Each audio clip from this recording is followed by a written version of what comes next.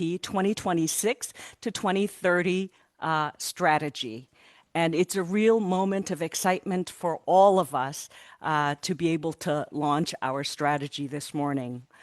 And to bring us to this historic moment, I would like to invite the UN Secretary General Special Envoy for Water, Her Excellency Retno Marsudi, to give us the opening remarks for this session.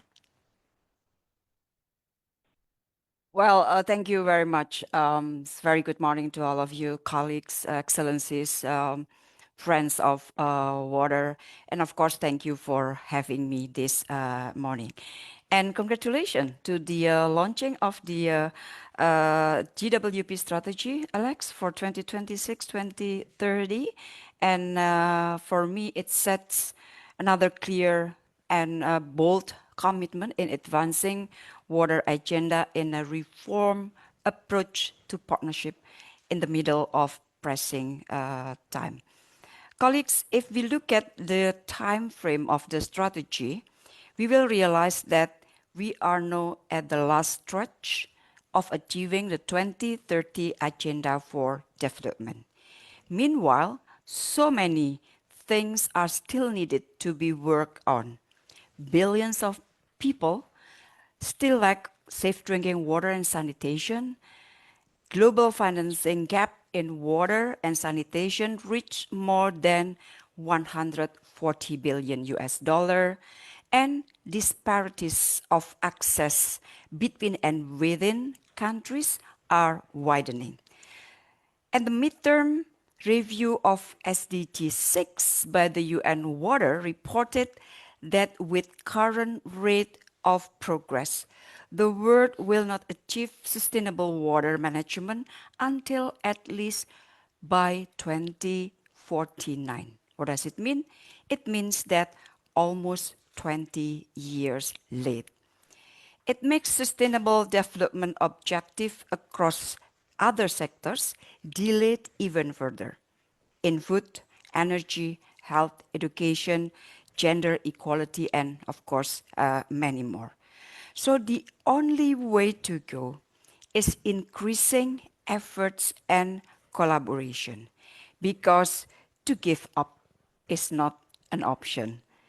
If we give up on water, means that we also give up on our lives. So desperate times calls for desperate measures. In the strategy, I see a reform approach to partnership where we find that digital transformation and innovative financing are included as key elements to elevate water transformation.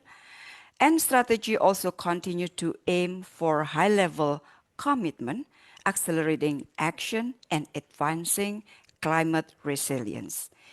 And colleagues, during the opening session yesterday, we listened very strong call on the importance of actions and partnership. And it applies also to the strategy of GWP. It needs partnership to implement the strategy. First, of course, renewed spirit of partnership talks about transforming mindset of cooperation. Yesterday, I mentioned on the opening session, we need to bring the we spirit to replace I spirit. So collaboration is no longer done to give benefit to individual actors involved, but to give benefit to all as a united and collective water stakeholders. Second, renewed spirit of partnership also talk about new depth of understanding on the need of water partnership. Partnership is no longer done because we feel it necessary, but partnership is done because we know it is the only way for us to survive. And last, renewed spirit of partnership talks about sustaining partnership for the future. Colleagues, we are now living in a fragile world where challenges are colliding to impede development progress. This teaches us lesson that the future must be resilient. And this is what a renewed mindset of partnership should care about. Maintaining strong and solid partnership in the future where commitment remain high and international support to water agenda is secured. So to conclude, let us also renew our commitment to partnership. Let us carry a renewed partnership forward, not as a symbolic aspiration, but as a concrete force of change. Because if we succeed in renewing partnership, we succeed in renewing hope for the water and hope for humanity. So let us support the implementation of the strategy by GWP. And once again, I thank you very much. Alex Similabwe, who is the GWP CEO who led the conceptualization and of this strategy, for a photo opportunity. Oh, is it the video now? Yes, let's go to video. Thank you.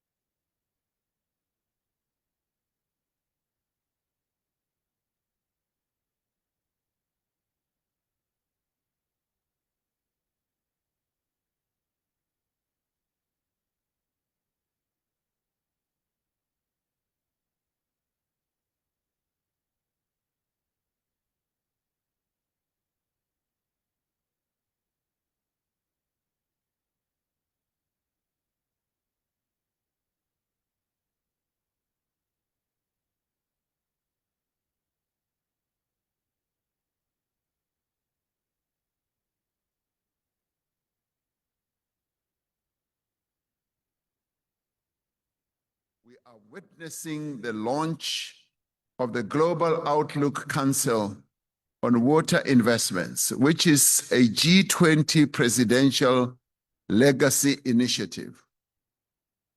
We are bringing, yes, we can applaud for that as well. We are bringing Africa and international partners together and calling on investors to heed the call to invest in water.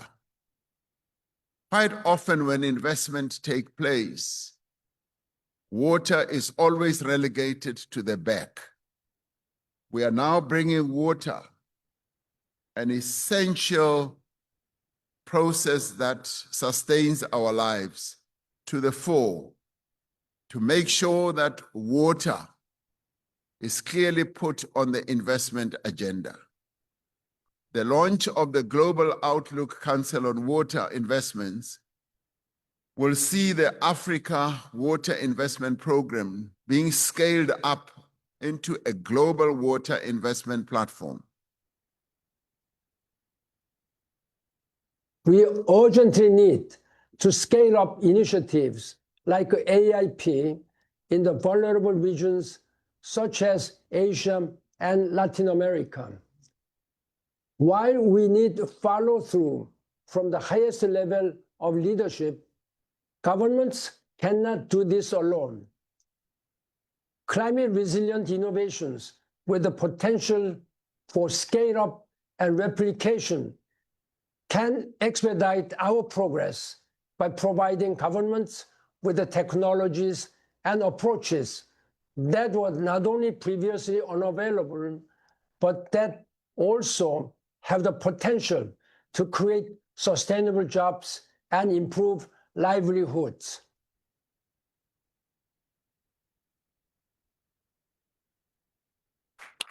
I'd like to invite Ms. Eva Schreier to the podium to give her welcome remarks. Netherlands is one of the leading sponsoring partners of GWP, and Ms. Schreier is the head of the water team in the Ministry of Foreign Affairs, Kingdom of Netherlands.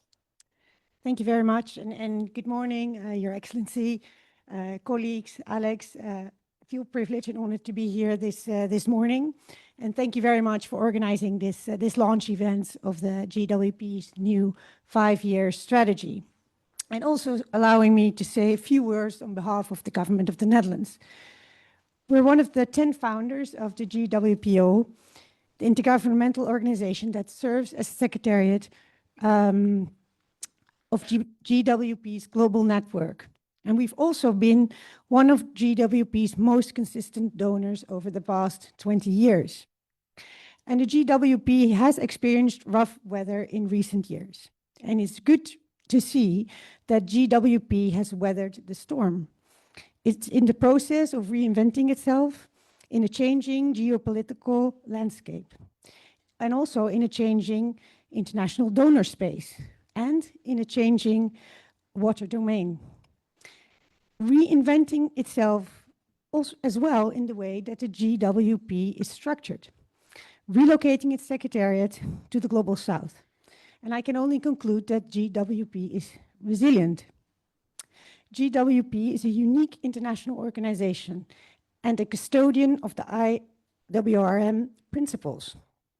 Principles that you're also reinterpreting as well in the face of today's global water challenges. Drawing inspiration, among other, from the Global Commission on the Economics of Water that the Dutch government convened in 2022 and that was published its findings and recommendations last year. And I'm very much looking forward to learn more about the GWP's new strategy in this session, about the new directions that the GWP will take. The GWP has built a solid reputation over decades. And I wish you, as the CEO, the team at GWPO, and all your regional and country water partnerships and their thousands of members worldwide success in consolidating the GWP's legacy and taking it forward. The water world needs it. Thank you very much. Thank you. Now we'll show a very short video about the strategy. Thank you.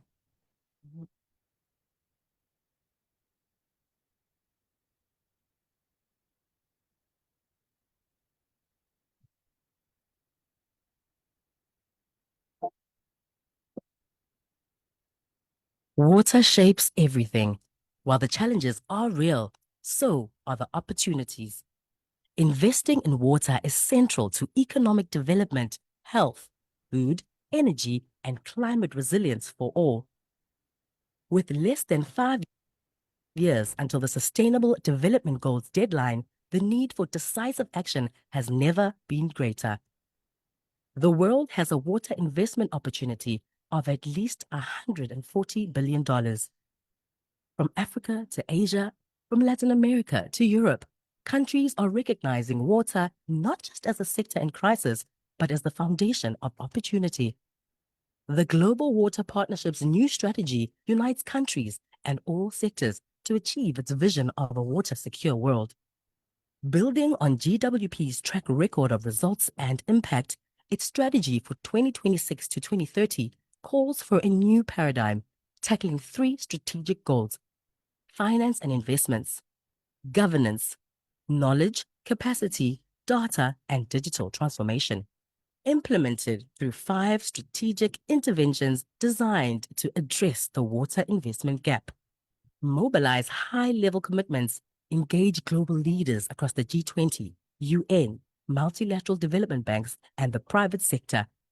Build partnerships, capacity, and mutual accountability.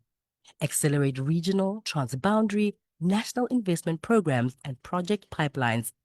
Unlock innovative blended public-private finance. Advance climate resilience, gender equality, and social inclusion.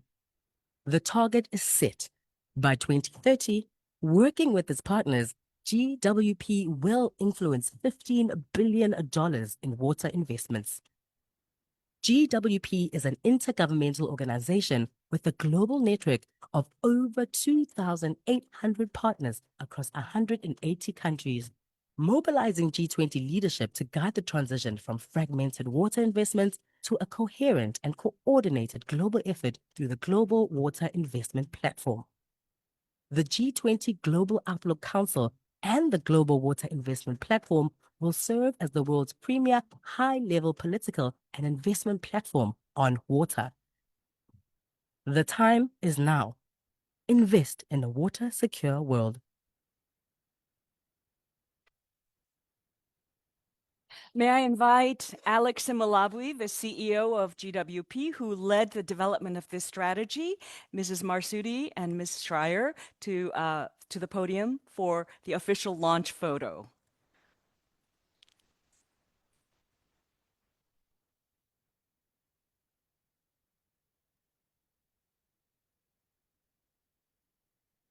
Yeah. Yes. The strategy is...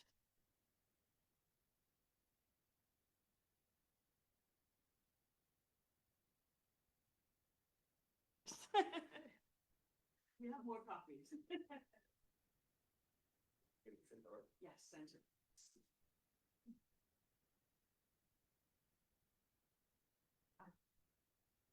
Alex, you're in the middle. Yeah, should be the middle. Yeah.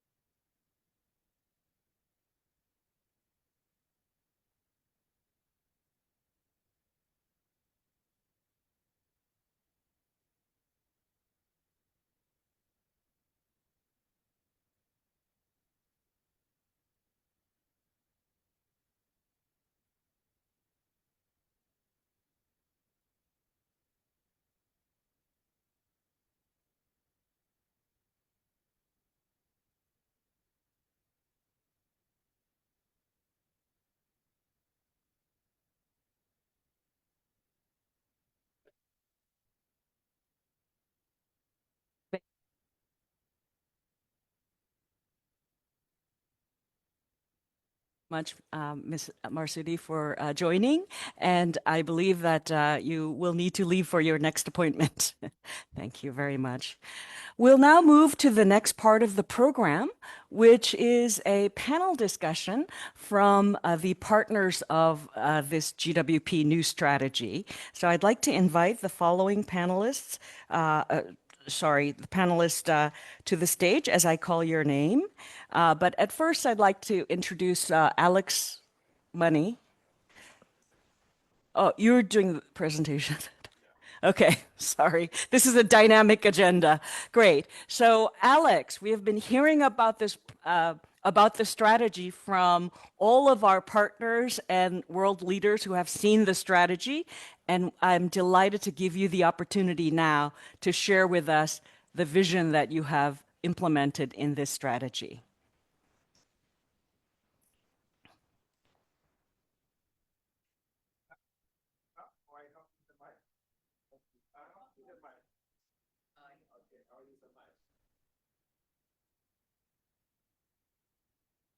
First of all, I would like to start by thanking the...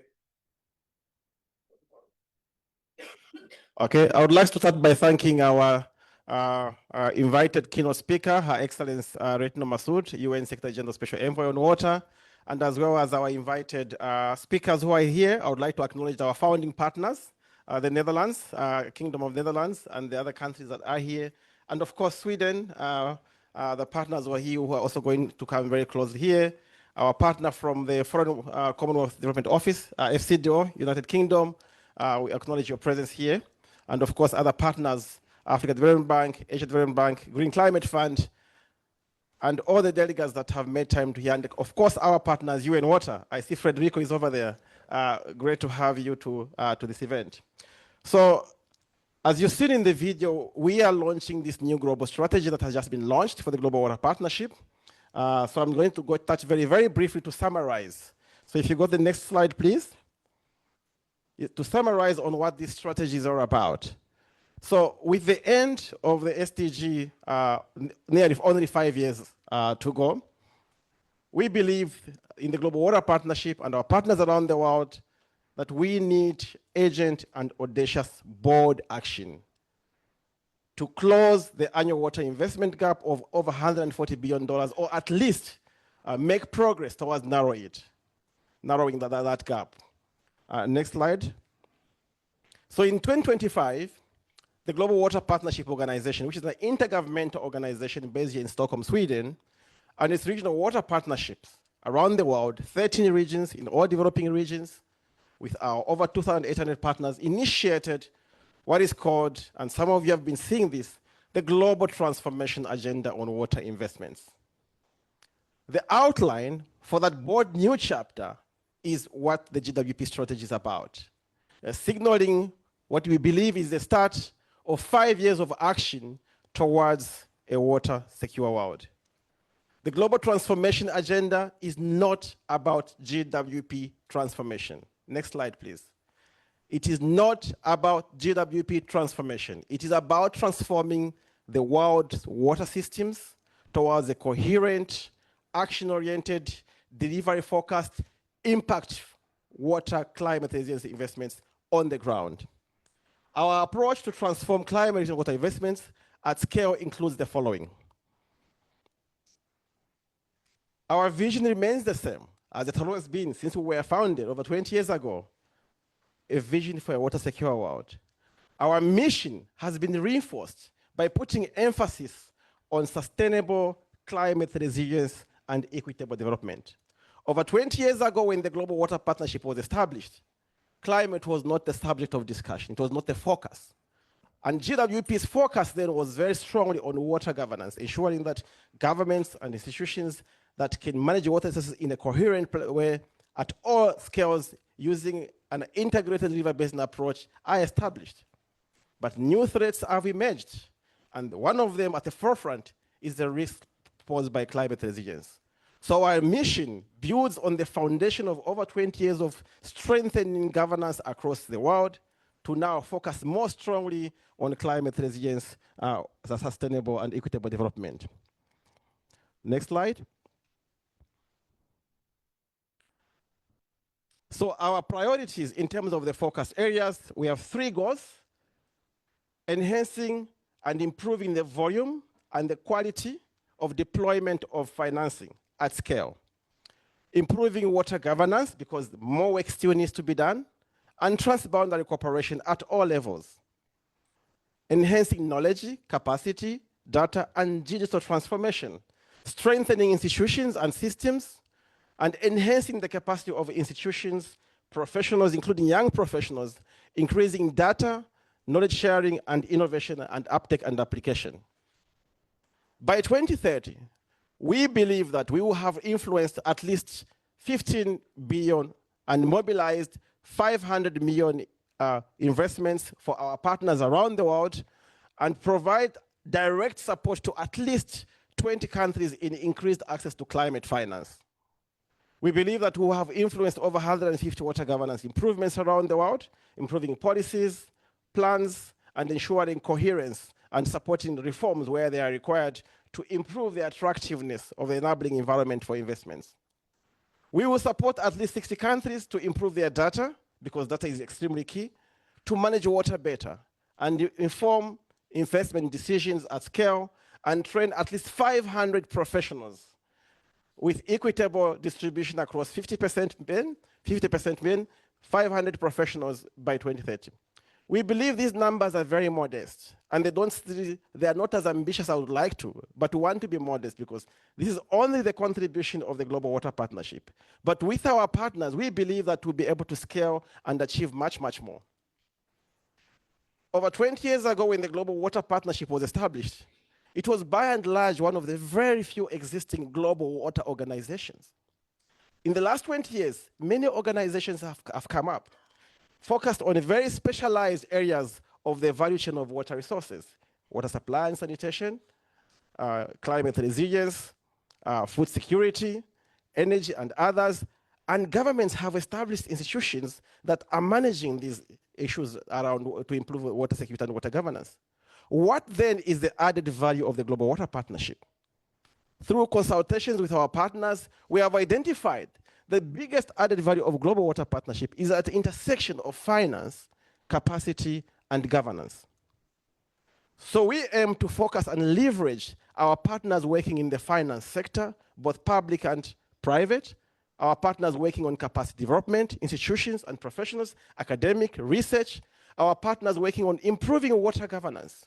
We aim to leverage the niche, the intersection of where those three intersect, and unleash the power of our network to bring all the key actors together to help and deepen and accelerate the delivery of climate-resilient water investments.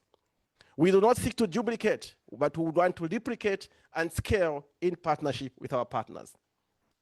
What is our approach to bringing the supply of finance and also the supply of pipelines? How do we bring that together?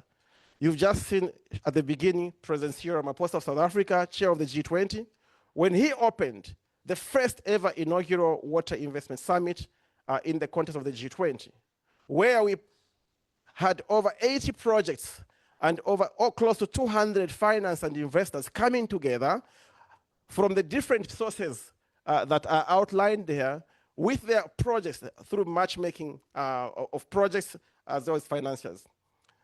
The Pyramid of Water Investment Transformation was unveiled at the UN Water Conference in 2023 as part of the work of the African Union High-Level Panel on Water, which was co-chaired by the Netherlands, the Republic of Senegal, as well as Namibia. And the Pyramid of Investment Transformation identified the different sources of finance from ODA to multilateral development banks, climate funds, national governments, all the way down to private sector.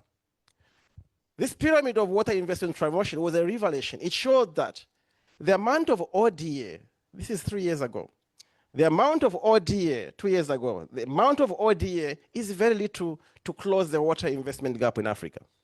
Out of an estimated 30 billion investment gap, only an incremental amount of 500 million could potentially be accessed. This was a revelation. When the African Union launched the Africa Investment Program and its high-level panel, the president of Senegal, then the chair of the African Union, Macky Sall, said, we need to find where the money is going to come from. And when we set out to do that work with many partners around the world, some of them are here, we were thinking at that time that we have to find where the money from the donors will come from. And the revelation was starting. Only 500 was available, and it was the least. And this is before the current changes that have happened in the financial development sector. So that number is even smaller. What this showed is that the biggest amount of resources is in domestic resources, in-country resources. So as the Global Water Partnership, we recognize that African governments and governments around the world, through institutional investors, hold significant potential to unlock investments.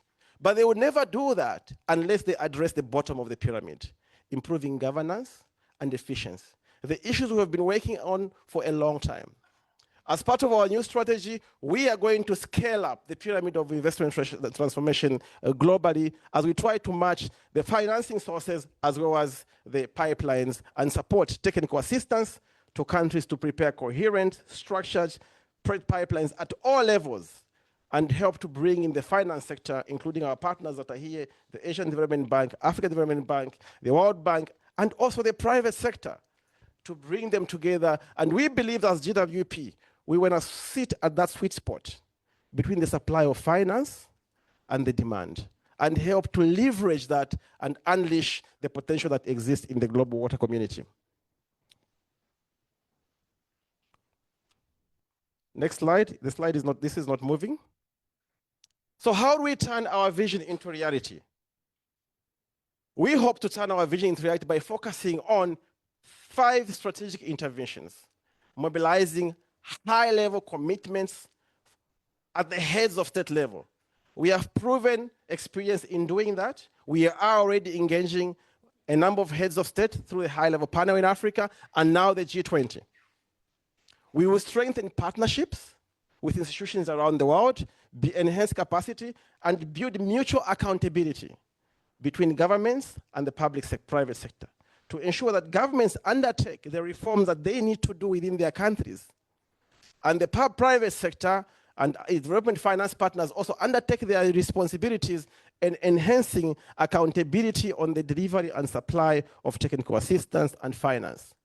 It takes two to tango, and we believe that through mutual accountability frameworks and tools, such as the Africa Water Investment Scorecard, the AUDO Asian Development Outlook Reports scorecard that we'll be working on for Asia, we'll be able to bring in more mutual accountability to understand what's going on the ground and what actions are needed at all levels by public and private sector to move forward.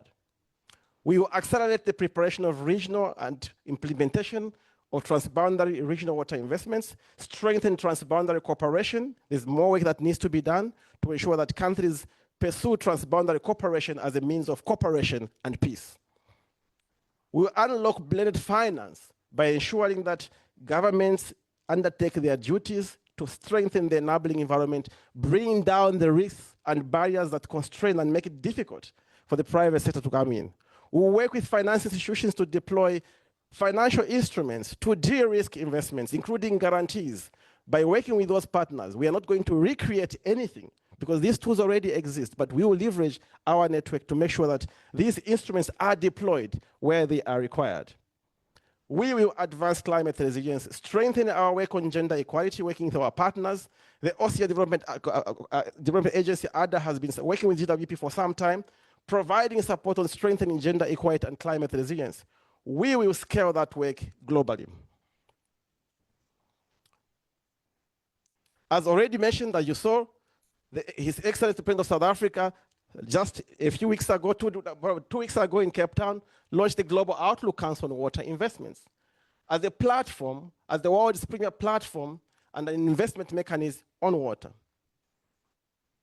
We are very privileged and honored, and I would like to announce that the Global Water Partnership, on behalf of our partners, humbly accepts the invitation from the chair of the G20 to lead the Secretariat for the G20 Presidential Legacy Initiative, the Global Outlook Council on Water Investments.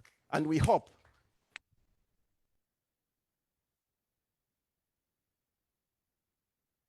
we see this as an honor, but also a recognition of the strength of this, the potential of these partnerships to leverage and bring in other partners that we can work with in this area to ensure that this once-in-a-lifetime opportunity, we leverage it to the full. And we're very grateful for the partners that we have begun discussions with around this area, including our colleagues from the United Kingdom, Paul is here, that we are already beginning to brainstorm in terms of how do we leverage this opportunity. And we'd like to extend this invitation not only to GWP, but to all sector institutions. GWP will support the Global Outlook Council on Water Investments to align efforts across the G20, the climate change conferences, the UN, working with the UN Water Envoy, working with UN Water, and also development banks and the private sector to position water as a global investment priority, in the words of His Excellency President Cyril Ramaphosa. We will work with partners to help mobilize global political leadership to ensure that water takes its place at the global level and is not a sideline in the discussions on finance, climate, and other related sectors. We work closely with the Global Outlook Council to respond to what many partners have been calling for in the last 4 years, including, as you saw, His Excellency 8th UN Secretary General Ban Ki-moon, to scale up the Africa Water Investment Program as part of the GWP into a global investment platform through the G20 initiative and establish regionally anchored, regionally led, regional continental water investment programs. And we hope to work with partners, including the Asian Development Bank and others, and strengthen our partnership with the African Development Bank as we accelerate, as well as other partners, the Caribbean and Latin American Development Bank, where our discussions are already ongoing. We will expand the membership of the Intergovernmental Organization. The Netherlands, Sweden, Hungary, Pakistan, and others were the founding partners that established this intergovernmental organization. In 2025, the Global Water Partnership Organization already opened its intergovernmental memorandum of understanding for signature, inviting new states and governments for the first time in over 20 years as we try to strengthen global multilateral cooperation around water. This marks a historic opportunity for more countries to shape the future of global policy towards a water-secure world. Today, immediately after this event, in this room, we will host ambassadors from over 20 countries that have responded to the united call for the Global Water Investment Leadership to consider joining the Global Water Partnership Organization as members. We are building and strengthening the relevance of multilateral cooperation on water at the global level. With the member states that are finally going to be part of the Global Water Partnership Organization, we believe that the reinforced power at the global level will be very key in advancing water in all platforms. Our programmatic delivery vehicles that we are going to use for delivery across the world, including the countries, include the following. We will support and develop and strengthen the Global Water and Climate Investment Support Program at the global level as a vehicle to help accelerate the delivery of climate developments, the planning, as well as the implementation, aligned with SDG 6, and of course, the G20's Global Water Investment Platform. We will assist governments to design and implementation of country-led responses to water management. We will strengthen our cooperation with the Green Climate Fund, UNFCCC, Climate Change, the Global Environmental Facility, UNEP DHI, CAPNET, the private sector, and other partners to scale up climate resilience water investment programs. Building on our track record of SDG support program, which has been going on for the last over 5 years, as well as the Global Water and Climate Development Program, Global Water and Climate Program called WACTEP, which was implemented over 10 years with the support of our partners, including FCDO, Denmark, and others. We will build on that experience to take the work even deeper and further. We will work with our partners, including WMO, to strengthen comprehensive reporting, including tracking on SDG implementation, NDC implementation, ensuring coherence with the NAPs, National Adaptation Plans, and ensuring monitoring and improved access to finance and implementation support. We are going to build on our ongoing over 15 years of the joint program on flood and drought management with WMO, a program that also includes a help desk at the global level hosted in Geneva, jointly supported by GWP and WMO. We will strengthen this program to help countries respond to very specific targeted risks that are climate-induced, particularly floods and droughts. And finally, we will strengthen knowledge exchange, capacity, and connect countries globally through the GWP Global Knowledge Hub platform, which will ensure knowledge exchange across different thematic areas globally, including transboundary cooperation, private sector, and also other priorities that we have to work on, including climate resilience. We are going to enhance that. We empower stakeholders to enhance climate resilience to improve governance and drive sustainable development. We will deepen our engagement across the 180 countries and go deeper, working with our GWP regions across the world. We have already begun the transformation.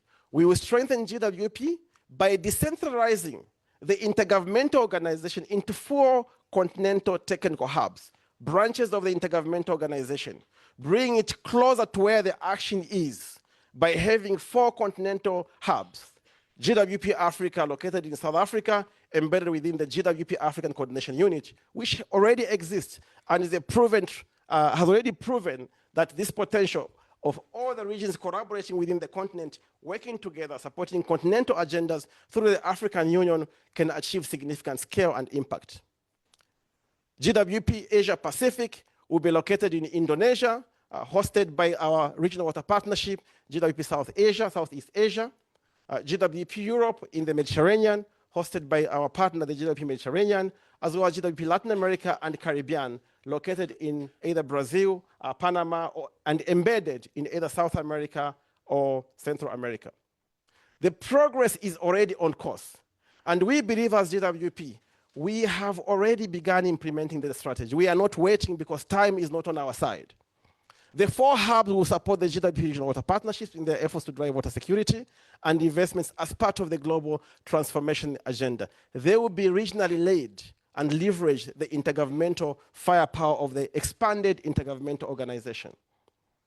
We will appoint GWP or envoys. As we decentralize to the Global South, we will deepen our diplomatic engagement in the Global North. So we will appoint strategic liaison envoys to lead the GWP strategic engagement at the global level in key global locations that have been identified. Washington, D.C. to strengthen our engagement with the World Bank, the Global Environmental Facility, the United Nations, in Brussels, Belgium, as well as London, to strengthen our diplomatic engagements with the EU, United Kingdom, in Beijing, China, to strengthen diplomatic engagements with the government of China, South Korea, Japan, Australia, New Zealand, in Geneva, Switzerland, to leverage our ongoing partnership with WMO to further strengthen our partnership with UN agencies and Switzerland. And of course, here in Stockholm, GWP is not leaving Sweden. And I want to repeat that. The Global Water Partnership is not leaving Sweden. We are relocating the global headquarters as a decision that has been made in consultation with our sponsoring partners, the government of Sweden, as well as our partners. So we will strengthen our diplomatic relations with Sweden and the Nordic countries as well, including the non-EU countries such as Canada as well, through our strategic partnership liaison office called Water Sweden. It is my honor and my pleasure to invite you to the official launch of GWP Water Sweden this Thursday that will take place, which is the 78th country water partnership of GWP that will be established here, working with the Swedish business and the private sector. So we are going to strengthen our engagement to ensure that we strengthen our partnerships with Swedish institutions to engage not only in Sweden, but the entire Nordic countries, including Finland, Denmark, and others, and ensure that we're able to link these business opportunities, the investment opportunities around the world. And we will do this model in other locations, including the one that I've mentioned here, Geneva, as well as Washington, D.C., and others. We believe that the intergovernmental organization, when it was created, had significant foresight, and we are bringing that firepower to leverage and confront the challenges that exist currently. And as I conclude, if you can move to the next slide. And as I conclude, I want to humbly acknowledge the support of our partners that have been with us for over 20 years. As Martha was here from the Kingdom of Netherlands, the head of water unit, they have been with us for over 20 years. Maria from the government of Sweden, SIDA, over 20 years, FCDO, and many partners that are here, including Green Climate Fund. I want to acknowledge all of you here, the African Development Bank, the partnership that we enjoy in Africa, the Asian Development Bank, and many, many others that I cannot name all of them. We thank our financial partners for their support. We commit to continue publishing unqualified audit reports, 23 years of clean audit reports that we always publish on our website. They are there. We commit to transparency and to strengthen our governance, because to whom much is given, much is expected. Thank you very much.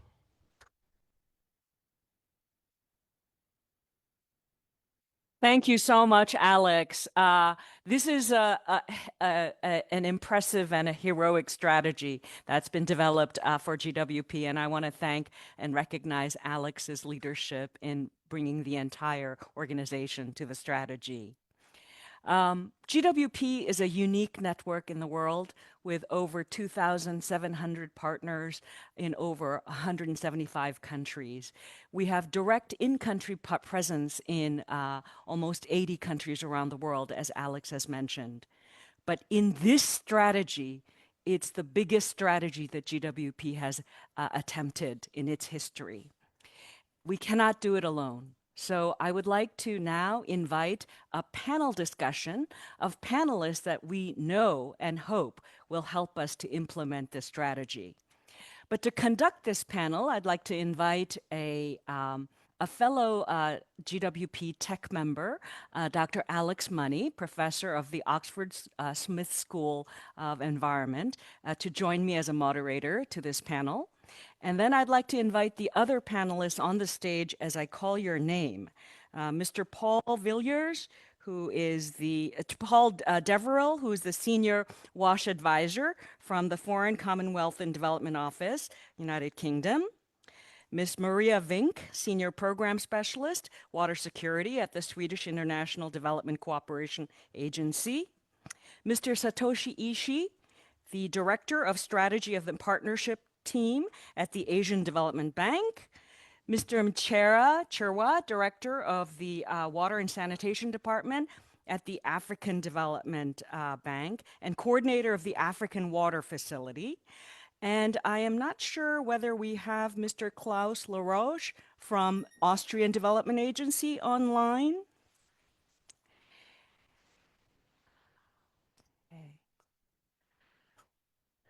And I would like to also invite Alex Simalawi to be on our panel, because the panelists, you have to listen to what the panelists will say. So please take a seat on the stage. Very good. The question for all of us today and this morning, and hopefully if we have time, we'd also like to come to the audience for your views on this strategy. The overall goal of the GWP strategy 2026 to 2030 is to influence $15 billion of water investment around the world and to mobilize $500 million of investment. Is this possible?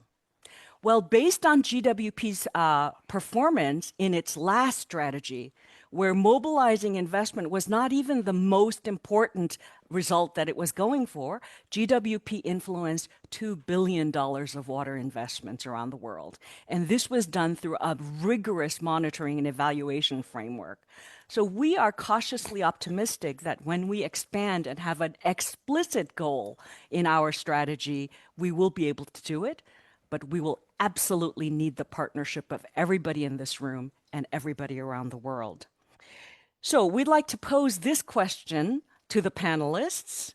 And let me start with Paul. You've now heard this, our goals and the instruments that GWP proposes to use.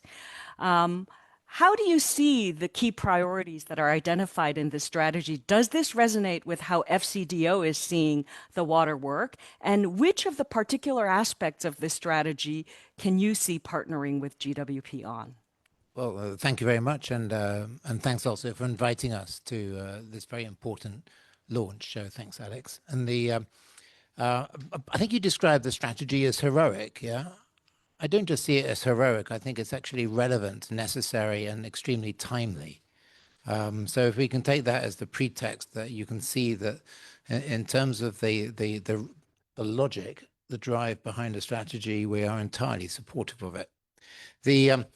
So we have governance, and we have finance, and we have capacity.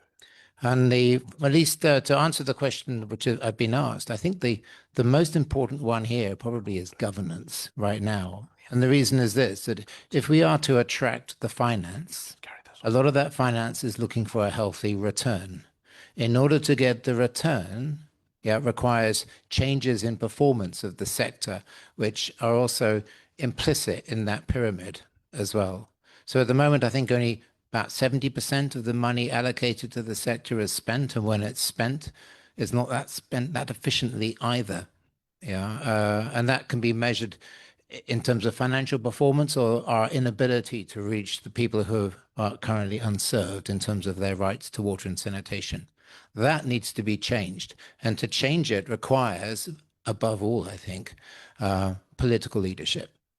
And we need to support and encourage and foster that political leadership. And I think that is the challenge, that is the fundamental challenge. And it's hard, yeah? And we're talking about things like tariff reform, regulation, a rebalancing of subsidies to make them more equitable, better targeted. These are tough things. And these things also, bringing sectors together. These things are often achieved by heads of state rather than heads of sector. And so that, I think, is something that we would be very keen to work with you and push it in that direction. Thank you very much.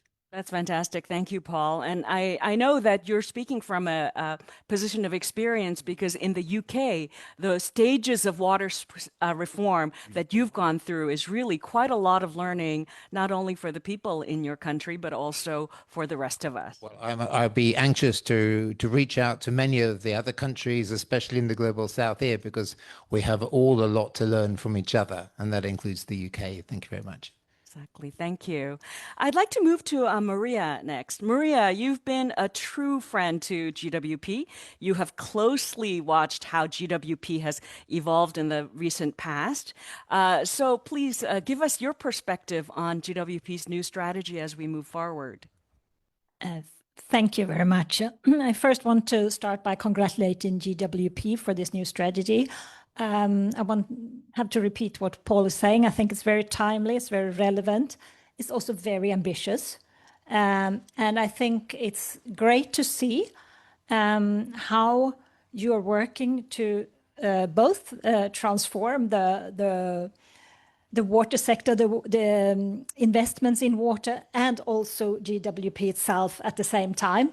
Very challenging, very ambitious, and very hard work, which we appreciate a lot. And I think this change of both the content of GWP's work and the structure is necessary, hard, difficult, and will require a lot of ambition. And it's great to see the GWP team being so ambitious and dedicated to this task. I really appreciate that. I think, as Paul also mentioned, when it comes to the strategy, to work with the private sector on investment is key.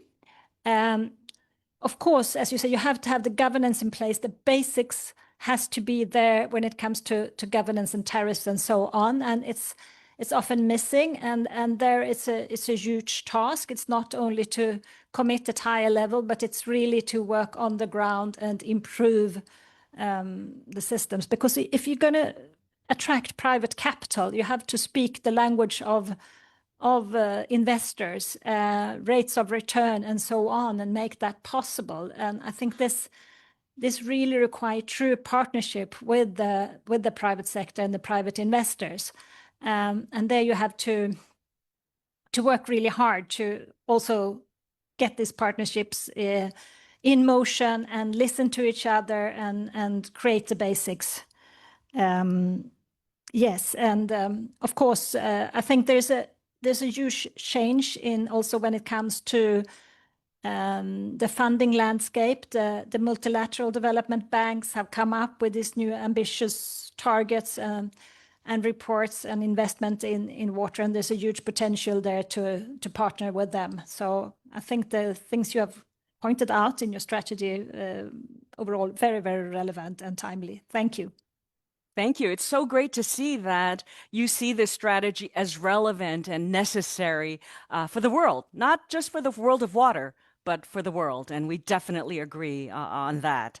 The other aspect of this strategy is also the climate resilient investments. I think no country in the world has solved the water crisis because it's getting more and more intense and urgent every day. And the MDBs will be a key part of us addressing this water crisis. So let me first go to Satoshi Ishii, the Asian Development Bank. Which parts of the strategy resonate in particular with you? And do you also think this is relevant and doable? Okay, thank you very much. First of all, thank you very much for inviting us to this, and congratulate Alex and then GWP team for having a great strategy. And, I was also reading strategy. I just came to learn strategy, and then apparently all these three pillars are really, in a way, the aligning pretty much with what we are thinking at the moment, and we're very happy with that. Just a bit of personal note, but I'm the director on the strategy and partnerships in the water sector, and then actually this title in ADB is a bit unique. So not every sector office has the strategy and partnership department. And one of the things that our senior management expected me to do is really to bring partnership with the operation. So I'm the one also reporting to the senior director who overseeing all the operational team together with me at the same level in a strategy and partnership. And that was really unique to test, actually testing the water sector, that how our strategy and partnership work, and then also working with everybody, gonna be leading to our operations and actual investment, on the ground actually. And this is really a challenge for MDB as well. We sometimes have an operations team in one side and knowledge team on the other side, and then it seems like those teams are doing whatever they feel is relevant. So this is really, I can see that that this strategy is really bringing these two things together. That's why I also like to resonate this. And then one of the instrument that we are also soft launching in this Stockholm World Water Week is the so-called Asia Water Development Outlook that Alex just mentioned kindly. That that's really our flagship report that we started 2007. Fifth edition is coming in this December, and then that's about the the benchmarking the water security status of the Asia Pacific country. We actually assessed the 50 countries. Thanks to, again, the EVRA is here, the Netherlands, and then an FCDO UK and Japanese government who is funding this work. And then, we have been collaborating with the different academic institutes, like Oxford University is one of them, IHE Delft is one of them, ICHAM is another one, the Griffith, and then Queensland is another one. So actually, we are bringing all these partners together. And actually, importantly, the GWP is also part of it, and they have been really instrumental for us to putting this report together, and they have taking on this kind of country assessment piece, and then we kind of approaching the GWP for this work because of their network, right? You have over 22,000 or 3,000, the networks, and then once you get this number on country, say water security index, which is a one number, for the country, which has a lot of, the discussion behind that. But the point is that how to interpret those number, and then actually those country security is breaking down into the 5 different, the water security index, which is actually looking at rural water security, urban water security, economic water security, environment water security, and then water-related disaster. So by having this analysis and how those number can be interpreted in a different country context, and then GWP team and network was very, very instrumental. And this is something that ADB would like to put in this forward to, dialogue with the government. What are the areas they can improve further, or what are the areas they have been doing better in the past, let's say, the 16 years or 19 years, sorry. So we would like to have more data-driven. We want to discuss with the government where are their opportunity, and then we would like to allocate the finance strategically. So actually, your 3 pillars of those finance, and then the investment and governance, and then also data, and then also those things are really the directions that we are thinking. And then we are already happy that collaborating with GWP on the our flagship report, we are going to scaling our activity up towards the 2030. So I really appreciate that your strategy really aligning with ours, and then we really looking forward to working together. Apparently, I see a lot of great example in Africa. Of course, Asia is a big region, but then we are happy to look for more collaboration with GWP. Thank you. Thank you so much, Satoshi. I mean, the Audo report is really the critical first step. Any investor goes to a country looking to invest in the water sector, they first say, where's the information? Where's the data? And Audo takes a very interesting analysis of the SDG data and also looks at water security aspects of it. So thank you so much for your leadership on that. And for all the MDBs to have this joint statement on water. But now we go to Mchera. You've now seen the development of the Africa Investment Program, which is kind of what the precursor that is going to be launching the Global Investment Program as part of the new strategy. So please give us your perspective on how it has been to see the growth of the AIP, and also how we can continue to work with you on the Global Investment Program. Thank you very much, and good morning to all. And thanks also for inviting us to be part of this important occasion. Let me start by congratulating Alex and the GW team for this launch and the work behind it. as others have said, we find that the strategy speaks to relevant issues. I can speak for Africa, where we have significant experience working with GWP, and we have great ambitions for what we want to achieve, going forward. The strategy is indeed ambitious.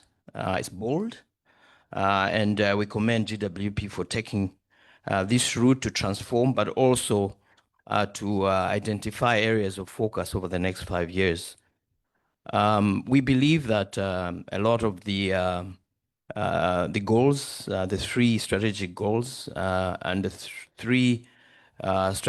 5 strategic initiatives articulated are pertinent for the context of Africa, which I speak for, and align very well with some of the challenges that we have in the sector. For most of you who are aware, Africa has significant challenges in the water sector.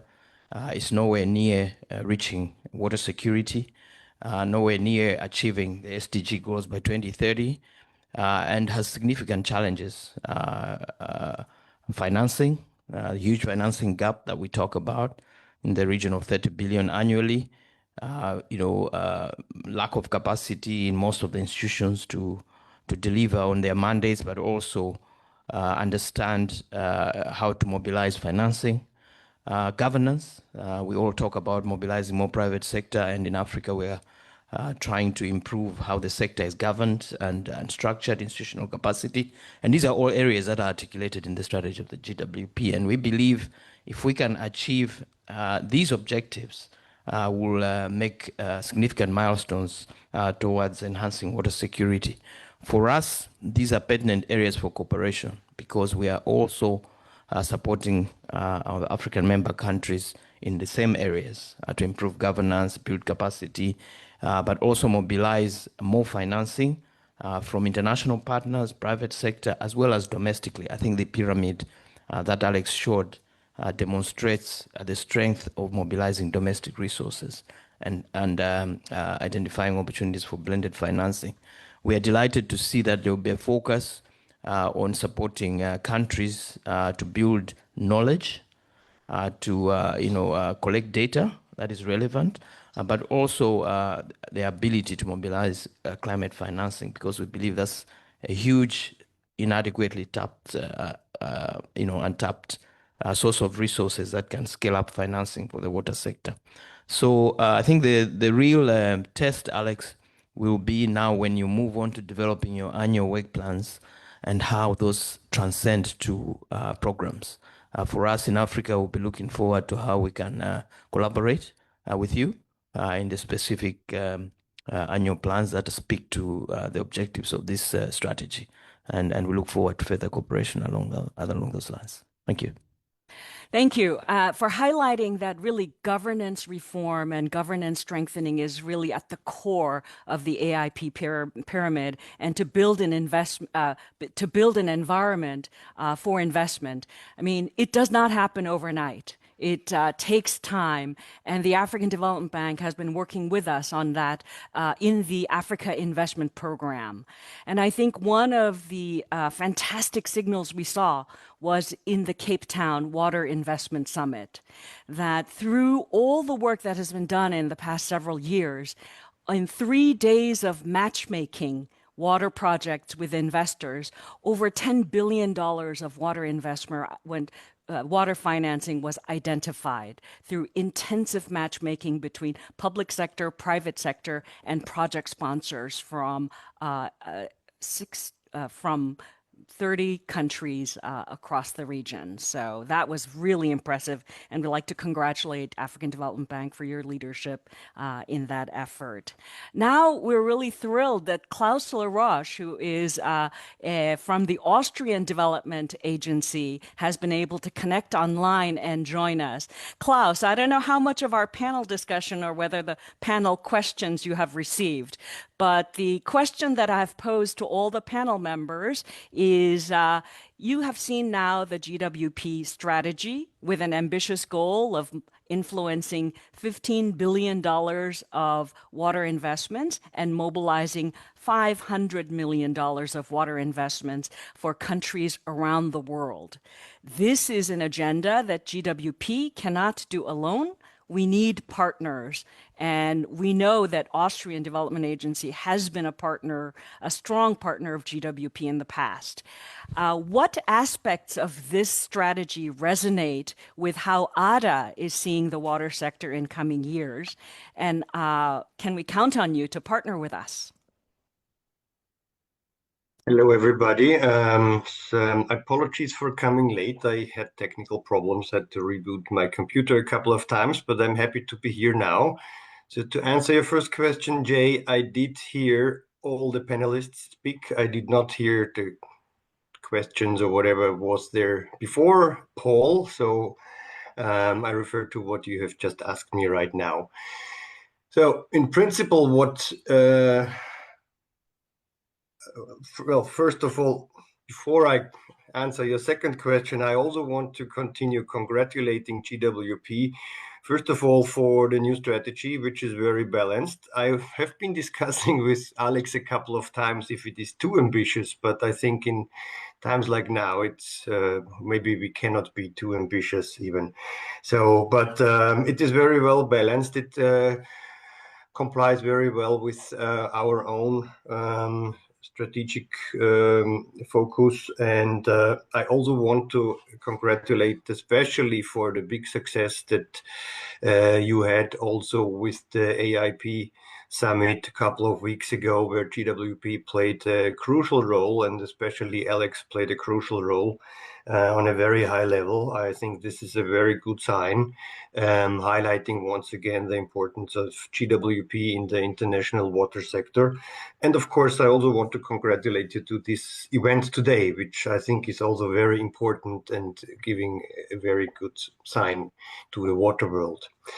So now getting back to the technical issues, or to the technical part of your question,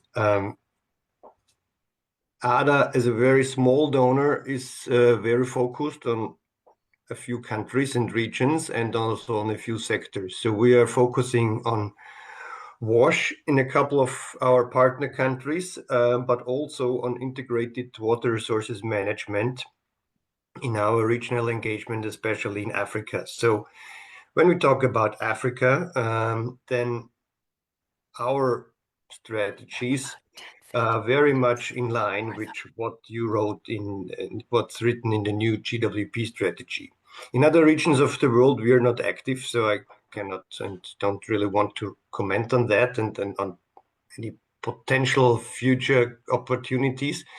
But referring to our global engagement, which is also more or less limited to SDG 6 monitoring at the moment, and our African engagement, I think we are very happy with GWP's new strategy, because it is showing that we are on the same side. We have identified the same priorities, and we are working on the same issues, which we are doing together also at the moment with our joint engagement in 10 African countries at the moment through the WACTEP gender program that we are implementing together, or that GWP is implementing with other funds. And we hope so very much that this will also be an opportunity in the future to cooperate.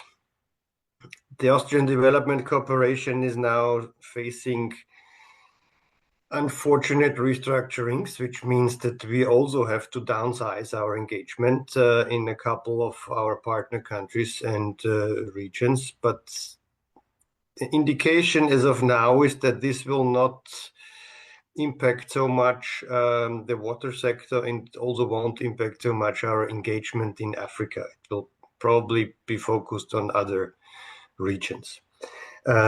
So, Jay, did I answer your question, or did I forget anything? No, that's a great answer. And from your perspective, because you've really been sitting on the GWP steering committee and seeing the development in GWP, so it's so great to know how you see the future of where we're going. Yeah, now you're reminding me on something else that I wanted to say. from my experience over the past years, I really have seen that it was very, very difficult for GWP to find a way to really effectively work with the private sector. And it has been mentioned a couple of times by the other panelists that this will be crucial for the way forward.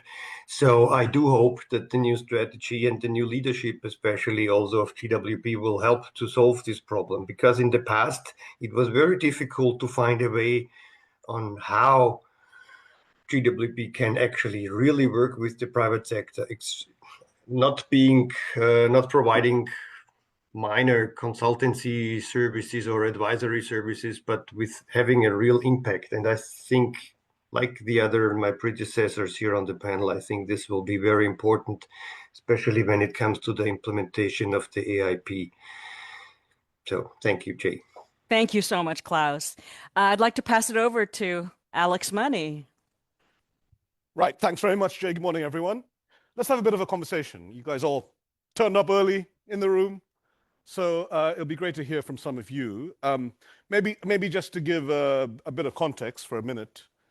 I think we can all agree that this is a pretty tricky time, right, in terms of policy uncertainty, trade uncertainty, directions of development assistance, and one of the risks in periods of heightened uncertainty is that vacuums emerge, right? Policy vacuums, narrative vacuums.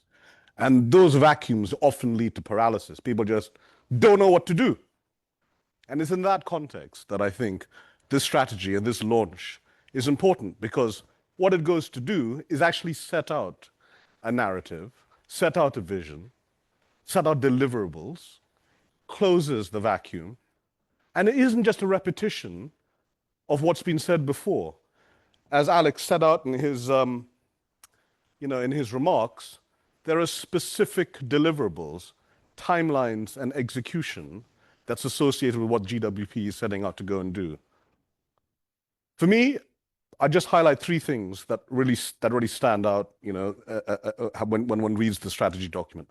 The first is, of course, to do with investment mobilization, to mobilize directly 500 million, 26 to 30, and to support the mobilization of a further 15 billion. But rather than just saying that, which many people say, in the strategy document, it sets out the modalities in which that can be done. And we reference the pyramid and the points that are being made that ODA isn't going to fix everything. It's not going to fix anything in itself. It can support fixing of other things. But the pyramid sets out how we might look at, as you say, valuing water, tariff reform, efficiency, non-revenue water, domestic institutions, institutional investors, specific deliverable objectives that GWP is committing itself to support, and in the engagement of the partnerships that have been announced, and I will no doubt be forthcoming, how other people can work with that. So number one is going beyond stating, yeah, we need to mobilize money. Of course we need to mobilize money. How do we do it? Number one. Number two, which is very close to my heart, I'm at the University of Oxford and spend a lot of my time in education. It is about what does it take to build, not just build capacity in a generic way, but specific directed training and leadership development. And it's been my privilege to travel around on behalf of GWP, giving technical training in Addis Ababa and Nairobi and all sorts of places, where we're actually working with government officials, people who are responsible for the development of climate resilient water investment plans, helping them to understand and helping to learn from them what is the knowledge and information that needs to go into making their projects investable, bankable. We're going to say more about that, in fact, a little bit later. But it's a specific objective, 500 people to be trained between 26 and 30, gender balance. So the second thing is really important, I think, in terms of leadership development. The third and final thing is, again, talking about data. Everyone talks about data, power of data, data is the new oil, all of this stuff. Again, no, specifics. GWP through AIP and its antecedents has been developing these investment readiness scorecards supported by the Green Climate Fund and other donors and partners. And what these very granular, detailed frameworks do is support countries in generating the information that is necessary to make robust, sequenced investment decisions aligned with climate resilience. And the ambition is to take that and work with partners such as ADB, who has been leading a related initiative through ADO for many years. It's not a new thing. I mean, it's evolved, but it is to think about how do we leverage these individual efforts that are being made, lots of money being spent in different parts of the world, to bring them together. And the great unlock for data is what this current generation of technology enables us to do. AI is much more than us asking ChatGPT what the weather is going to be tomorrow. It is creating systematic, stepwise approaches to aggregate, integrate, interrogate, reason through data, the semi-structured, from everything from remote sensing to structure these things in a way that they can support the mobilization of investment to achieve the water security outcomes that we're all aligned towards. So the point I'm trying to make is the strategy document is more than a strategy document. It is a blueprint for execution and a statement of intent that requires the partnerships that GWP has built its global reputation upon. Okay, enough of my soapbox. I think it would be great if people would be kind enough to raise their hand. You're welcome to make a short intervention, a very short intervention, or a specific question to anyone in the panel, or indeed to Alex himself, and I'll take a mic. You wouldn't mind raising your hand if you have something to say? Somebody's got something to say, surely, here. Thank you very much. And if you wouldn't mind just saying your name and institution, that would be great. Thank you. Hello, it's Amanda Luthen from Human Right to Water. We work on policy and legislation around human rights. And I suppose the question about the data and the investment is, it's all very well looking at the big numbers, but actually how do we make sure that those investments go into the very poor areas where the need is greatest? And it's actually very difficult to justify investment in those areas when the returns are very poor. And I think that's one of the biggest challenges. So I'm directing this to maybe the development banks in terms of how they get around that. Thank you, Amanda. Lovely to see you. Is there any immediate response to that, or do you want to think about that for a second? Maybe while you're thinking about that, there is somebody we would like to hear from. The Moses West Foundation. Is there a representative from the Moses West Foundation in the room? Could you raise your hand? Sir. We'd be very interested to hear your perspective on how GWP under this strategy can better engage with private sector as an area that I believe is very close to you. If I may give you the microphone. Thanks so much. Hello, my name is Moses West. I'm owner of AWG Contracting. I build equipment for the United States military that produces water. I started out doing this about 15 years ago. Nobody thought it was possible. And there's one thing that we do, as I'm a retired military officer. And one thing that we do is we're given a mission, and you have a mission, and then there's an objective. So we're very simple. You start here, you finish here, and you complete that mission, and you're done. And everything else that we do usually kind of clouds us up. So I'm very focused on what I do.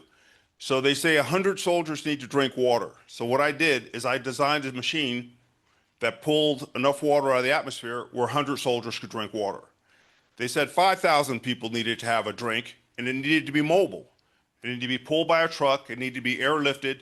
So then I designed a machine that could give 5,000 people a day drinking water. They said 15,000 people a day needed drinking water. That was the mission. My objective was to build the machine. So we built the machine. So then, what do? When it comes time to test it, prove it, pilot project, all of that, I said, well, you can sit here and I could do it at the university, or I could actually take the machine from the military and I could actually take it to a disaster area by myself, set it up, operate it, and prove the point, and try not to kill myself in the process. We did it. We took a machine to Puerto Rico, 26,000-pound machine, ran it on solar power, supplied 15,000 people with drinking water, and all I could hear was crickets. I did it on donations, my own personal finances, and I did it. Then we came back, I redesigned the machines because I saw all the mistakes that happened. And that is the machine today that I sell to the United States military. The United States military has this technology in Okinawa, Guam, Hawaii. I have a big machine now operating. I'm under a secrecy agreement, non-disclosure agreement with the company that's operating it. They're doing a 90-day pilot project, but they're a global company. They're paying very well to have my machine there. We just installed a machine in Jackson, Mississippi at a nursing home, supplying 2 floors of 100 residents with drinking water. We just installed a machine in Jamaica with the Maroon tribe on top of a mountain, is also running on solar power, and they don't have to walk 5 miles for drinking water today, and the machine's up there operating. And I've been doing this for a number of years. So with the investment that I would look at, what I would do is probably manufacture. I need several different locations to manufacture to keep up with the demand. I can't keep up with the demand that I have right now with the military and with the larger companies that want these machines. And so my interest with everything that we're doing here at the conference is how can I partner with all the places that I need to make this take off the way that it should, because we've proven to the point to me, this is very simple. Water comes in 3 forms and it's never going to change. It's a liquid, a solid, and a gas. It's frozen in the top of the world, it's frozen in the bottom, it's frozen in snowpacks, it's in the ocean, it's in the streams, and it's in the air. The hotter the planet gets, the more moisture we have in the air. That's why we have these massive floods, because heating of the planet is making the water evaporate. That's the true danger, is all that moisture in the atmosphere. Here's a machine that takes that water, you use it, then you put it back on the ground and it goes back. The machine is basically just an interruption device in the hydrologic cycle. And inside the machine, it does that. So on the partnerships, that's all I would need to be able to save thousands of lives around the world. If I sound passionate about it, I'm sorry. That's the only way that I know how to talk. Yeah. So, thank you.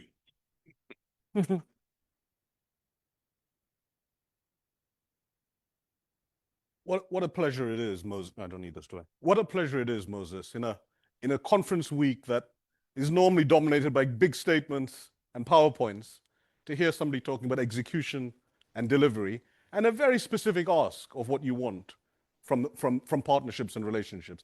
This is the new GWP, Alex. It's working with people like this to get stuff done. This is where we're going. Okay, other people. We've got about, how long have we got? 2 minutes. 2 minutes. Oh, there's another question? And then a photo. Amanda. Did anyone have a response to what Amanda was asking?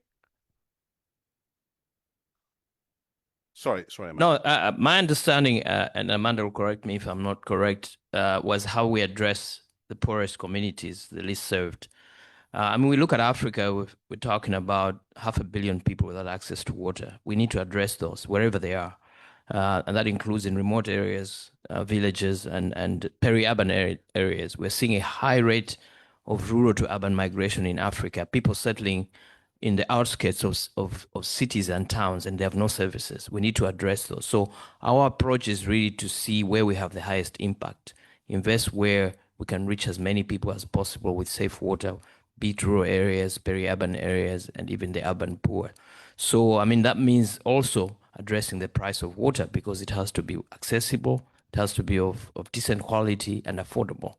You know, in the work we do, we try as much as possible to ensure that that is the case. You know, as many of us know, that people in poor communities are currently paying a higher rate for the water they access compared to even some of the urban dwellers. So how can we get decent, clean water to them at a low cost? We need to find solutions that ensure that the service is sustainable, but affordable, and our dialogue with governments. And this way also GWP strategy focusing on mobilizing high-level political will and policy dialogue and governance arrangements to ensure that the price of water reflects affordability for urban communities as well as rural communities, and that is a tariff that, you know, takes account of this. I mean, that's how I would respond, but, you know, obviously it's a conversation. Maybe ADB? Man, thank you. Yeah, I have not much to add. Thanks, Amanda. So we work together. So, regarding maybe from data perspective, in a different perspective, and our exercise of the Asia Water Development Outlook is really kind of bringing a bunch of indicators which is globally the verified. And one of the indicators is, of course, the safely managed sanitation access in rural community and in urban. And then one of the findings that we are going to say is actually we found is that actually access to the safely managed sanitation or drinking water in rural area doesn't really result in health or public health improvement. And then actually, a lot of people in rural community, poor people, vulnerables, that actually also meaning that, the data cannot really capture the whole picture. And we still have to do a little bit more, deeper analysis into it. And then urban water security dimensions that are very similar. We are looking at affordability of the water. And actually, as regions or country macroeconomic growth are getting, household income goes up and affordability is coming, but then at the same time, the inflation and then also, high cost of operational maintenance is actually, cost is also increasing. So affordability is really the indicator fluctuating in the different countries. So this is also something that we want to look further into it. And of course, there are elements of the, poor communities and then also vulnerable communities as well. So again, maybe the data-driven our decision-making is that we further would like to deep dive into those countries and then see what's going on. And it's really important to have an action towards, that those data, right? I mean, well, if we kind of feeling that there is something more in behind those data, we really would like to, the dig deeper, and then that's where maybe we want to partner with more people, to analyze it and then trying to address that as well. The last bit is that actually now, just in terms of the movement, that the MDB groups are actually putting our in a way, the effort together. And one of the, the report we published was the Water Security Finance Report this year. And now we are doing behind that how to collaborate and cooperate in terms of the indicators to monitor the beneficiaries of the wash and water. And apparently each MDB has a different way of monitoring our results. And then one of the activities we are trying to do it behind is that how to make it more coherent and then also measuring the same outcome so that we as MDB can produce or provide information, to the global community that, how much that we are, doing and how much we should do, further. So that's also, again, related to the data. And then apparently as MDBs, we are very interested in, kind of lifting poverties and so on. So I think, this kind of work is going to be definitely coming and ongoing. Thanks. Thanks very much, gents. We're almost at the end of this session, but I promised Moses he had his hand up to respond to something. So you have the last word of this slot, and then we'll move on. On the side of data, what we did was in Puerto Rico, we had a first generation Tesla battery that we ran the system on. It works on 480 volts. We had a satellite uplink. The system we have a PLC in the system. It's a smart system. It takes a reading every 3 seconds of the power input, how much water is putting out, kilowatt usage. Groundwater to pull it up is 0.12 kilowatts per liter. The machines I produce today, the large machines, are doing it at 0.08 kilowatts per liter. So pulling the water out of the air is cheaper than pulling it out of the ground. So that 3-second reading that it would take every second, that would be sent to the satellite uplink, downloaded. Microsoft was reading the information. They did a report, came out. It's the most efficient system operating in the world today. Dr. Les Shepard, he started the Sustainability Institute at Texas A&M, University of Texas, worked at Los Alamos. I'm free to give you his contact information. He's my Benavides. He backs me up on everything I do. I need a PhD to do this for me. And so when people came up and they had cholera, people were dying everywhere. We had buildings stacked full of bodies. We were in the front of a hospital, it was contaminated. So what I did was I put a chlorinator on the front of the machine where the water on the outflow side, I could increase the chlorination flow, decontaminated everybody that was around me, the area that was there, and then decontaminated the front of the hospital. Then I had to put a therapeutic chlorine dose inside the tank of water, which is 2,000 liters held inside the machine. All these videos are online, by the way. I would just throw all this stuff up there. So we kept a record of the data of the people that we helped, cholera went down, disease went down, because we were disinfecting everyone and all of their cars and everything they had in the disaster zone. We need to stop for the photo. So that's it. That's how we did it. Man, I could listen to you all day. Okay, I'm told that we're what does PLC stand for? It's a project. It's a process logic. Yeah, okay. Well, fine. Interested to know. Okay, so we're doing a photo. Yes, thank you. Okay, fine. To all the panelists. Yep, yeah. And we'd like to do a photo of the panelists. Great, thank you. So what? Join us on this. Maybe Yeah. come to the center or something. Go to the. Yeah, can we show Klaus? Oh, okay, then maybe the panelists should come down here so we can see all the people connected. Great. Where everything takes place. It's like head of a computer. Okay. The processor. And that just sends the uplink and sends the data. Let's get closer. Okay. Yeah. Is this good? Yeah.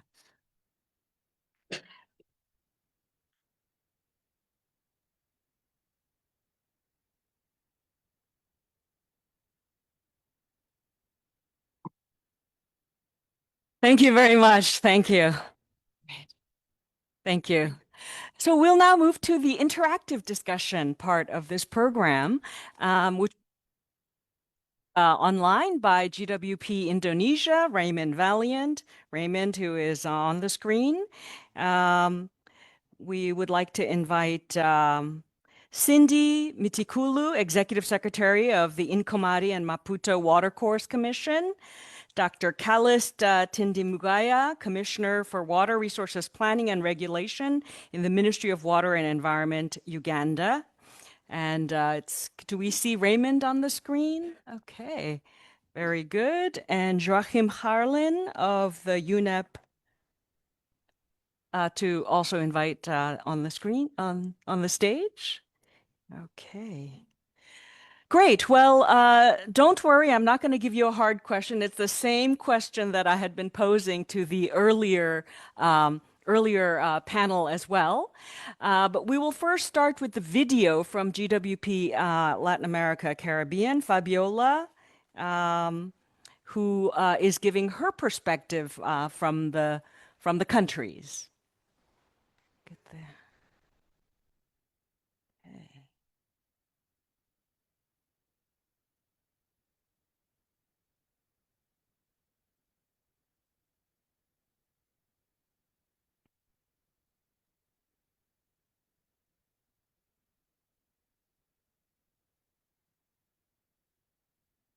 Hello, my name is Fabiola Taura, and it's a privilege for me to represent the Latin America and the Caribbean Hub in this momentous occasion where GWP is launching its next strategy. Latin America and the Caribbean is home to nearly 1/3 of the world's freshwater resources, which gives us the opportunity to work together on one, improving monitoring and information systems that can allow us to take informed decisions and track the effectivity of the water management practices in a climate change context. Two, inclusion of multi-purpose infrastructure and conservation of ecosystems in our investment strategy and policy tools that can improve water management and increase resilience to climate change in considering a gender and social inclusive approach. And three, implement financial mechanisms, including blended finance and private sector participation that can support to increase national and international allocation for water resource management and close the investment gap. Continental collaboration is essential to leverage on the following opportunities: preparing for extreme events, including floods and droughts that affect 74% of our countries. Our continued effort in supporting countries to improve their water governance through better coordination, the enhancement and integration of regulatory frameworks and institutions, and towards robust enhancement mechanisms. Improve water infrastructure to increase resilience to climate change and improve water access in Latin America and the Caribbean. Keeping basin and ecosystem healthy through measures that prevent the loss of forest, water pollution, and land use change to increase water availability and quality. And we must keep in mind that our future means that the 80% of the population that lives in urban areas will increase. and many cities lack adequate infrastructure for the provision of basic services, including water, which makes urban water management a priority. In short, the only path to close the investment gap in Latin America and the Caribbean, that is estimated in 1.3% of the regional GDP, required for the universalization of safely managed water and sanitation services by 2030, is through the collaboration at continental level. In this way, we will be able to address country needs and priorities with an integrated approach, facilitating the collaboration between governments, non-governments, private sector, international organizations, and multilaterals. Thank you. Thank you. Fabiola is one of the GWP staff that is tasked with really seeing and launching this global investment program in Latin America and Caribbean. So let's now move continents to hear from the people who are actually on the ground and seeing GWP as partner. Let's move to Cindy. Cindy. Thank you very much for the opportunity. May I also start by congratulating GWP for this of this strategy. For us in Southern Africa, we are based in Eswatini. I am the Executive Secretary of a Transboundary Commission that leads water resources for Eswatini, South Africa, and Mozambique in the Inkomati and Maputo watercourse. But we have seen GWP working with us even before I started at this transboundary level. With the involvement of GWP Southern Africa, we have had readiness projects, which means this twinning and partnering with the National Climate Change Adaptation Initiatives has really played a good role for us in Eswatini, because we have had a strategy within that to map out mechanism to involve the private sector. We have tried to do project proposals that are bankable. 3 concept notes came out of that, and we had a gender mainstreaming strategy out of that. But in addition to what now we are doing as the 3 countries, we are working again with GWP as the 3 countries to implement a GEF 8 project with the UNDP and GWP leading us. So it is really what we need to focus our energies, to come together, to work on the partnerships, on the collaboration, and look at the gaps and opportunities that exist so that we can leverage and mobilize finances and be able to meet our water management and climate resilient goals as the countries there. Thank you. Thank you. It was really great to hear about some of your projects during the AU-AIP Water Investment Summit, and also so exciting to see that you're deploying the newest tools like digital twin to implement your project. So GWP is really, the Global Investment Program is really about bringing the latest technology and knowledge to the areas that need it the most. So thank you so much. Callist, let's stay in your perspectives from Uganda. Thank you very much. Letting me also take this opportunity on behalf of Uganda and indeed other developing countries in Africa to congratulate GWP for the launch of this strategy. Very relevant and timely, but of course ambitious, as has been mentioned. But this strategy is coming at a time when Africa is actually finalizing the development of the Africa Water Vision 2063 and the policy, where we are trying to ensure that we have a secure world where water is available for the people and all the different socioeconomic development activities. And when you look at this strategy, it fits in very, very well into what we are focusing on. Issue of governance, again, has been mentioned. Issue of financing and investment, and also bringing water high on the political agenda. And I think what has also been highlighted in this strategy and what has been highlighted by the panelists is the importance of giving water the priority it deserves. Water contributes to socioeconomic development, but oftentimes it is taken for granted. The issue of valuing water, so that again, we give it attention, but also give it the financing that is required. So I really expect that through this strategy, we shall transform the world. We shall ensure that water takes seat at the highest level, but also that the countries are supported to develop climate resilient water investment program. My country, Uganda, will be benefiting actually from the work of GWP and African Union to develop a national climate resilient water investment program, where we are trying also to identify the sources of financing, and the pyramid is now going to be put into practice at the country level. We are struggling to raise financing, and that's why we are talking about innovative financing sources. And for us who are working in water, we are not good at actually working in that space, and that's why issues of partnerships become very important with the economists, with the Ministry of Finance, with the banks, with the private sector, so that we can mobilize financing that is needed. But I also would like to request GWP, this is an innovation. We need to make sure that the countries get to know what this innovation is about. Then you have many opportunities for online options so that people can understand what this strategy is about and how we can contribute and benefit from it. Otherwise, thank you very much, and we look forward to being part of this journey, or being part of GWP, and we expect that we'll continue contributing as a country, as East African region, and as a continent. Thank you very much. Thank you. I mean, a critical first step in mobilizing financing is country leadership. And I think, Callis, you're really holding a key part of the country leadership on governance in the water sector. Thank you for that. And let us go to across the ocean to another part of the world, GWP, Southeast Asia Regional Coordinator, Raymond Valiant.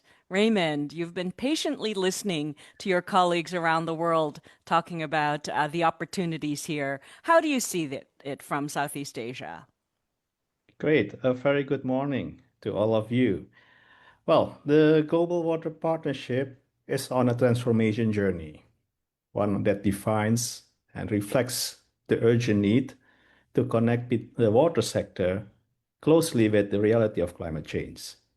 This transformation stems from a simple truth, to my understanding, that is adapting and mitigating climate impacts in the water sector. It demands the mobilization of resources, for sure, sharing expertise, and above all, collaboration and also inclusivity. For decades, the Global Water Partnership has been the frontrunner of shaping policies around integrated water resources management. But now the time has come to go further by unlocking financial pathways and investment channels that will allow countries and communities to adapt, to mitigate, to build resilience in this climate-changing world. For the Asia-Pacific region, this mission takes an even greater meaning. Here, climate dynamics and geographical diversity, from the vast mainlands to the archipelagic nations, from the very great rivers to the small island states, both of them create opportunities, but also risk that will define our shared future. Water in Asia-Pacific is the foundation of food, energy, the environment, and ultimately humanity itself. That's why it's time for Asia-Pacific to step forward, not just as an individual nation, but as a continental community, to catalyze resilience through smart investments and also bold policy actions for the welfare of our people. Therefore, we need to bring more water to the taps, manage water in a balanced way, including small islands, at small island stage, archipelagic nations, and mainland water bodies. Those are the priorities. Therefore, from the Asia-Pacific region, situated now in Southeast Asia, we call upon all states, entities, private sector, and also global actors to join hand in hand in cooperation so we can build a water-secured world. I think that's what I can intervene. Thank you. Thank you so much, Raymond. It's so exciting to hear from GWP staff and partners from around the world how ready you are to implement the new strategy. Let's go to Joachim. UNEP DFI is partnering with us everywhere. So how can we make sure that we scale up our partnership for this scaled up new strategy? Yeah, that's a small question. Thank you very much. First, let me just share a little reflection. So I'm Swedish, but I work for UNEP and UNEP DHI, as you heard. And here in Sweden, we have a very popular summer program on the radio where different people speak for an hour and a half, and they have music and they reflect on certain things and topics.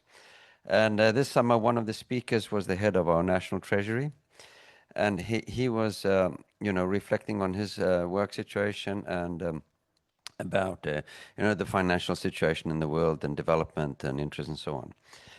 And one of his main conclusions was this, that because there's been this dichotomy, perceived dichotomy between public and private. And he said this, that, to have real sustainable development and really mobilize, investment, we have to invest in governance and good governance.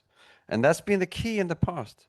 He was so convincing about this, and it just made me think that, well, what are we doing here? We are working with IWRM. We are working about strengthening, enabling environments and institutions, data and tools, and also helping to unlock financing. So that was really spot on. I really like this pyramid here in your strategy document, because it also gives us a little bit of a perspective of actually how small, international development is, the ODA and multilateral climate funds and so on. It's actually a very small percentage of the money. But it's strategic, and that's what we're trying to be. We're trying to be strategic in how we can use this, and the strategy talks about influencing and mobilizing. And I think we have to be very penetrate those two words. In which way are we influencing, and in which way are we mobilizing here? So these are some reflections on my side. When it comes to investment, I think we should, and going back to what I just said, I think that investment to me is not an equal sign to built infrastructure. Some people just make that investment, okay, we're going to build stuff now. For me, investment is bigger than that. It can be infrastructure, it can be nature-based solutions, and investing in those kind of type of if we can call them infrastructure investments. But it's also, of course, investing in this enabling environment, in institutions, in the data collection, monitoring, reporting, in the tools, in the participation and engagement. And we are talking about IWR, means integrated water resource. So we have to also reflect on in which way are we integrating, and not just influencing, standalone things that don't lead to that integration. Because without that, I don't think we also reach the sustainability and the impact we're looking for. Now, all that was just reflection. Now I'm going to try to answer your question. So we are partnering with GWP, and we've done so for a long, long time. And one of our main vehicles is this IWM SDG support program. And we very much want to build on the SDG monitoring. And GWP are helping us now. We're just going to launch a new 4th round of reporting on the 651 target indicator and target 65. And this is very, very important, and now we can see how this is progressing.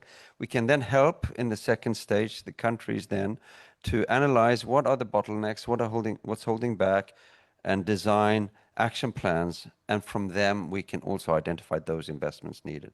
And this is something that we want to continue doing and working together. And let me just put on my little UN water hat at the end here and say that the work that we're doing here together will also be very important to inform the next phase of beyond 2030. And I'd like us all to think about that. What are we actually learning now?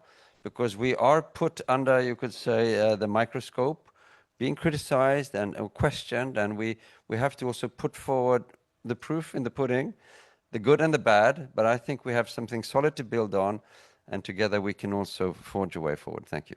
Thank you very much. Let's give everybody a hand. And I'd like to invite Alex to deliver the closing remarks for our session this morning. Do we do a photo as well with our partners? We do a photo.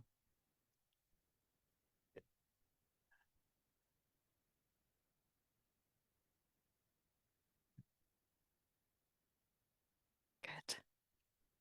Alex, of course, good shape with that. Thank you. I appreciate it.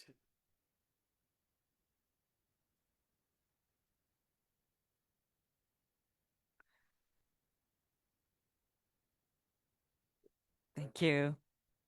All right, thank you. Thank you to the moderators, Jay and Dr. Alex Mane, for fantastic work. And also, I saw we have close to 120 participants online. So I think my task now is very, very simple, is to thank the partners that are here. I mean, GWP is on the move. And we thank you for the encouragement, for the support, for the guidance, the critique, because that only helps us to get better and better. And we call for more of that, because we will make mistakes, but making mistakes is also part of learning. So we appreciate the support from our partners. And as I already indicated, time is not on our side. We are on the move. This strategy is already being implemented. We are building on the work of over 20 years. And to signal that, I would like to invite our partner from the University of Oxford, who we have already agreed on through discussions to build on some of the work that GWP did in 2016, when they published a significant report with Oxford University on the global economics of water. That was with Oxford University, significant report, and most of what was raised during that report, which you can find online, those challenges are still there. How do we translate water into growth? So as part of our strategy, we commit with the University of Oxford to train up to 500 professionals, including executive programs for leaders on climate resilience water investments. Just as we did in the last 20 years with integrated water resources management, we are taking the responsibility of our institution and our partners and leadership position to ensure that climate resilience water investments becomes mainstream, and we change the narrative around how we see water to include not only as a social, to provide social benefits, but also ensuring that the narrative around water, the business case around water in economic growth is sustained. So may I invite our partner, University of Oxford, as we execute this MOU. And the photographer.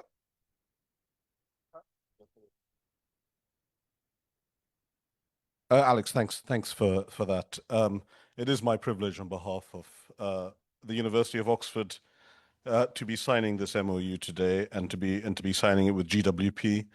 Oxford has a long history in educating future leaders in water. We have a master's program that has run for nearly 20 years now in this area. I'm privileged to be a graduate of that program.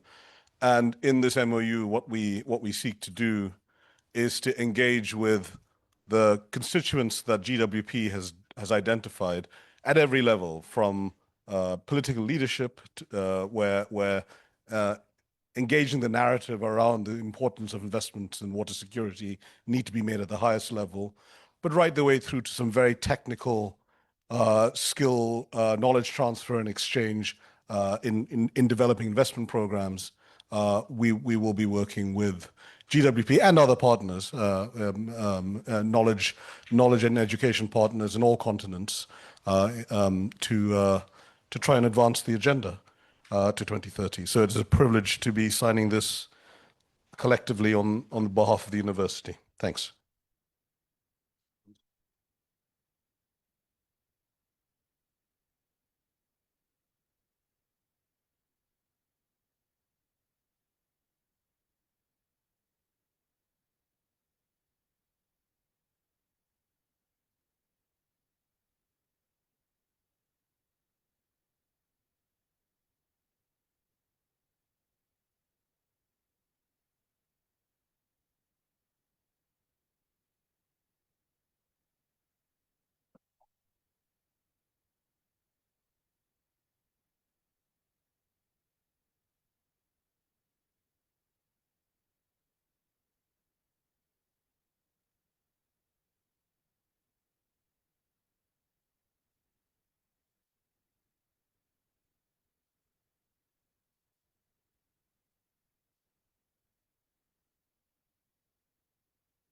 Well, thank you.